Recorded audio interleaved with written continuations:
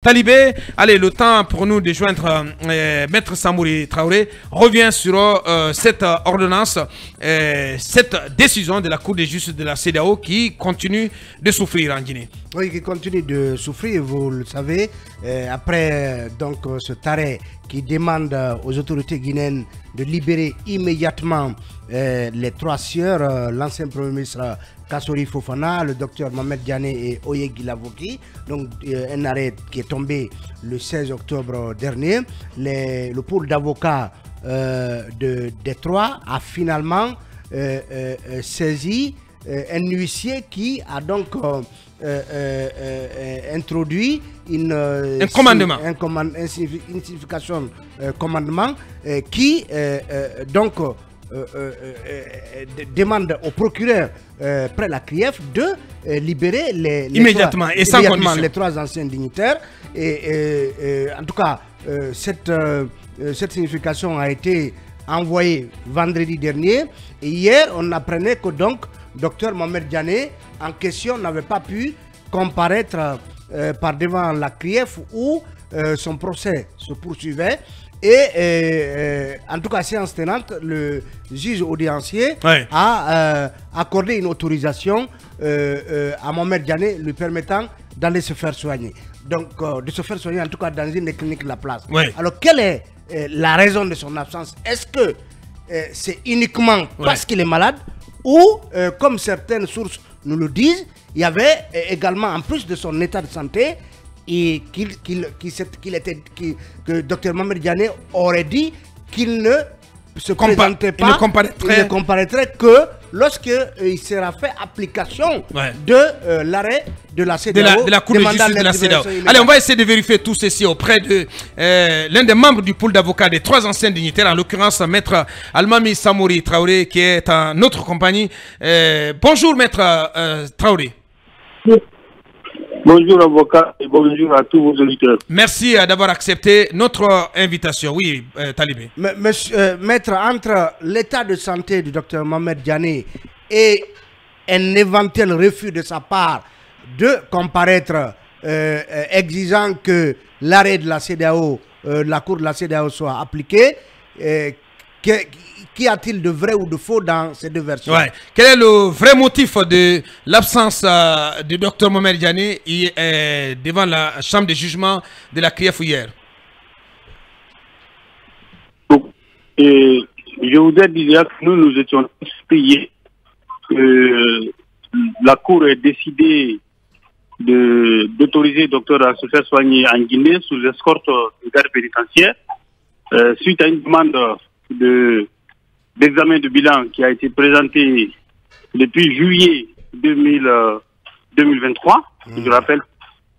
Alors nous, ce que je peux vous confirmer, parce que c'est que nous, effectivement, on avait reçu une convocation pour l'audience d'hier à mon cabinet, mais nous avions décidé de commun accord avec notre client et de tous les autres, bien entendu, y compris Dr Kassori, que nos clients ne vont pas comparaître tant que, effectivement, la décision de la Cour de justice de la CEDEAO n'a pas été exécutée. Donc, hier, c'est vrai que la demande d'examen médical existait avait été présentée à la Chambre de jugement depuis le 14 juillet 2023. Mais hier, cette demande n'avait pas été retirée par notre client parce qu'il n'a même pas comparu. Effectivement, c'est à cette demande, l'ancienne demande dont la Cour a fait suite. Et moi, je pense que la Cour aurait dû profiter de l'occasion pour aménager la mise en liberté de Dr Diané, conformément à l'arrêt de la Cour de justice de la CEDEAO. Mais franchement, c'est une occasion manquée. Et la Cour aurait pu confirmer son indépendance et faire droit à une décision d'une juridiction supranationale. Pour vous, c'est de la diversion. Maître, pour vous, c'est de la diversion. Un rapport qui est déposé depuis juillet, c'est seulement hier que la CRIEF se prononce sur ce rapport. Alors qu'elle n'a même pas été sollicitée là-dessus hier. Alors, en fait, je n'utiliserai pas le terme diversion parce que j'ai beaucoup de respect pour la Cour. Mais ce que je vais simplement rappeler, c'est qu'elle aurait dû faire constater cette décision-là et aménager et tout en faisant droit à une demande qui lui a été anciennement présentée il y a 3 mois de cela, aménager les conditions de mise en liberté du Dr Diané pour qu'il puisse se faire soigner et éventuellement se présenter au procès libre. Parce que ce que nous demandons, c'est que nos clients soient libres d'abord, que leurs droits soient respectés. Parce qu'en réalité, la procédure pénale, le procès doit être juste et équitable. Alors, la justesse et l'équitabilité, bien entendu, d'un procès dépend du droit à la défense et du droit au respect des décisions de justice qui ont été rendues en faveur de l'une des parties ou l'autre. Ce que nous demandons et dans cette procédure-là, c'est que nos clients doivent être libres. Dr Diané ne comparaîtra pas tant qu'il n'est pas mis en liberté. Et nous ne participerons pas à une procédure dans ce sens-là. Bien, allez-y, Mamadouri. Maître, moi je veux bien comprendre, et je crois que c'est le cas des Guinéens ordinaires qui ne comprennent pas le droit. Qu'est-ce qu'on doit entendre par Dr Diané est autorisé à se soigner en Guinée? D'autant plus qu'on sait que quand ils sont malades, ils vont... C'est pas ce qui a été dit?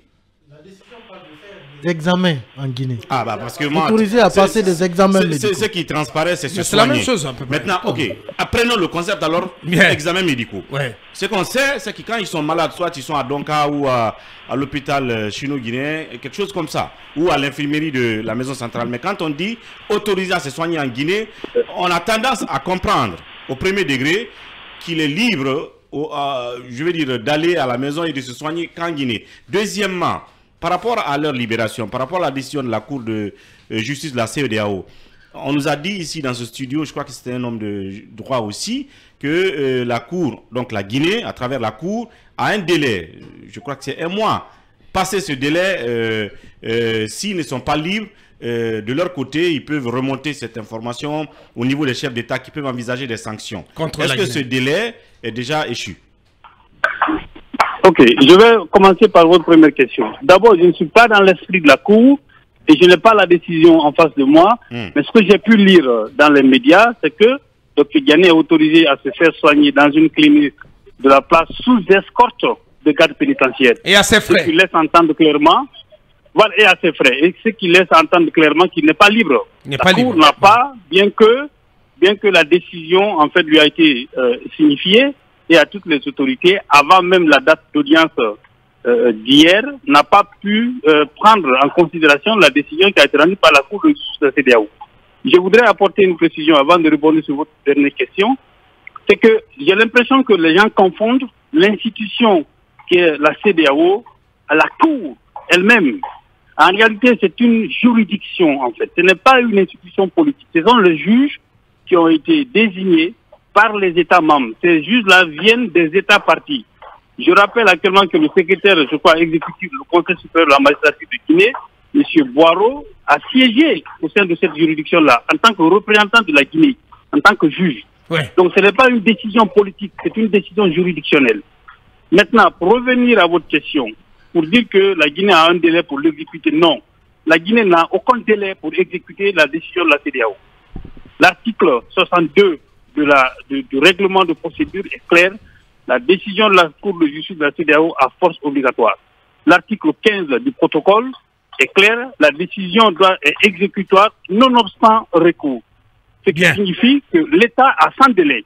Les 3 mois dont on parle, c'est que l'État doit faire un rapport sur l'exécution de la décision. Comment il a exécuté la décision. C'est ce délai qui est donné à l'État, mais la libération est sans délai. Bien. Alors, comment comprendre le refus, tout simplement, de l'État guinéen, de la justice guinéenne, d'exécuter cet arrêt? Bon, moi, dans ma compréhension personnelle, je pense que l'État va exécuter. Pourquoi? Et le procureur spécial, aujourd'hui, si vous voulez, relève du ministère de la Justice. Et ce ministère de la Justice est greffé au ministère des Droits de l'Homme. Moi, j'apprends que le ministre de la Justice, garde des Sceaux, M. Charles White, n'est pas actuellement en République de Guinée. Je pense que s'il viendra, malgré toutes les divergences peut-être idéologiques ou si vous voulez, procédurales qui peuvent nous opposer, mais j'ai foi en lui qu'il fera en sorte que la décision là soit exécutée. Parce que, 1, il est magistrat, 2, il a dit, fera en sorte que la justice là ne soit pas injuste. Donc cette décision de la CEDEAO, qui est une décision juridictionnelle, est quand même, si vous voulez, une décision de justice que lui, ministre de la Justice, doit veiller à l'application. Et je voudrais profiter de votre antenne pour rappeler ceci. Et effectivement, au colonel Doumbouya, pour qui nous avons énormément de respect et qui nous a donné de l'espoir le 5 septembre pour dire que la justice va être la boussole. Il doit faire en sorte que les hommes qu'il a commis à la tâche bien déterminée pour servir non pas une personne mais la République, que ces gens-là puissent faire respecter la République. Parce que ça va être une tache noire sur sa gouvernance, qu'ils disent que la justice va être la boussole et que des décisions de justice ont été rendues et que pour une raison ou pour une autre, on refuse effectivement de les exécuter. Alors que les traités de la CEDEAO ont quand même été ratifiés et signés par les autorités légitimes de la République de Guinée. Lui, le colonel, il a le devoir, en tant que père de la nation, de prendre sa responsabilité et de donner des instructions à ses ministres, notamment au ministre de la Justice, qui, je pense, personnellement se battra pour cette exécution. J'ai fort espoir. Et je pense que c'est cette responsabilité-là qui devait au colonel et nous s'appelons à ce qu'il puisse vraiment prendre sa responsabilité pour faire exécuter cette décision. Face à l'histoire. Ça ne pas faire la procédure. Nos clients vont comparaître libres et puis le procès va se tenir. Bien voilà. Il ne faut pas qu'on montre que, il faut pas qu'on donne le sentiment que quand ils sont libres, c'est problématique. Non, ce sont des Guinéens comme tout le monde. Ils ont droit à la liberté. Ils ont droit à un procès juste et équitable. Ils vont se présenter devant le juge et le procès va se faire. Et chacun se la satisfait. Mais si on les maintient en prison parce qu'ils ont des hommes politiques, moi je pense que ça ne renforce pas l'état de droit dans notre pays. Bien dit. Maître Almami Samori Traoré, membre du pool d'avocats de Dr Kassoulou Fofana, Dr Mohamed Diané et Oegui Lavogui. Grand merci à vous, maître. Mirador continue, Babé.